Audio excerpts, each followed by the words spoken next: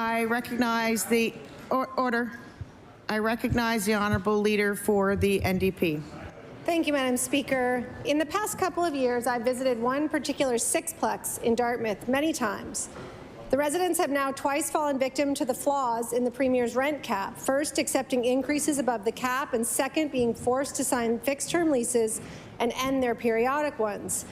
These tenants have information. They know it's illegal. They're working with our office. They're working with DAL Legal Aid, but they won't pursue a claim. Why? Because the building manager representing the owner in Ontario threatens them mercilessly with eviction. This is one example of the imbalance faced by renters. What does the Premier say to the people being victimized by this legislation?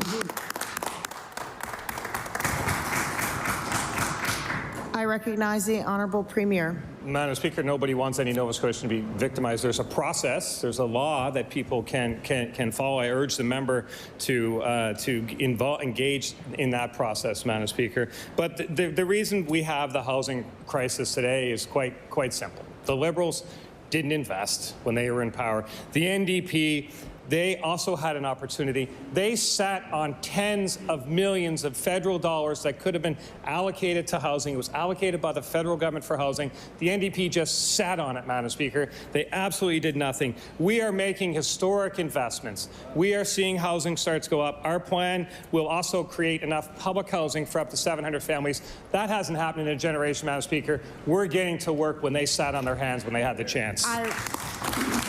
I recognize the honourable leader of the NDP with her first supplementary. Thank you, Madam Speaker. I'd invite the Premier to focus on his government and their policies. One thing is clear.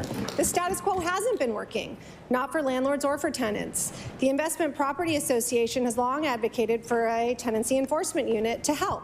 Of the current system, one landlord was quoted as saying, "It fails the tenants, it fails the landlords." I would almost go so far as saying it protects the bad apples, and I'll table that. The Premier responded to these concerns by landlords for making it easier and faster for them to evict. So that fixes the landlords' issues, but can the Premier explain to renters what he's done to help them?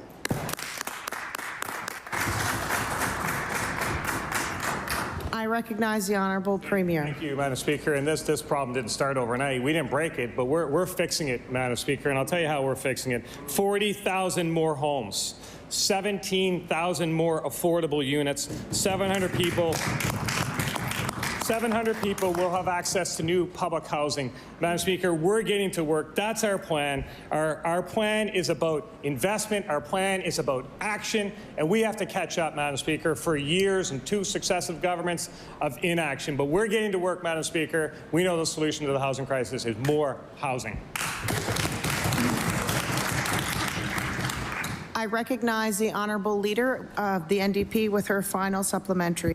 Thank you, Madam Speaker. The Premier was given a solution, a tenancy enforcement unit, but he scrapped it. Okay, fine, but we still have landlords who demand an unlawful security deposit, who wrongfully remove tenants, who shut off their tenants' water, and who face no disincentive about this, because even if their actions are overturned by a hearing, and often they know the rules, they still don't have a punishment or a fine. A landlord can evict or pursue a tenant for lost rent. But as we recently heard from DAL Legal Aid, a tenant can do nothing. The Commission report called for bringing in penalties and fines for violating the Act. Will the Premier do that?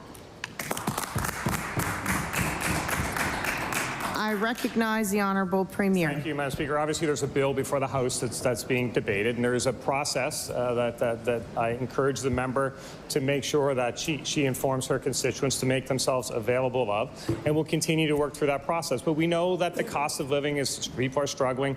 We know that housing is a big part of the cost of living struggles. That's why we're building more homes. We also know that the carbon tax puts a lot of pressure on Nova Scotians. Over $400 million a year leaves Nova Scotia, leaves the hands of Nova Scotia because of the carbon tax.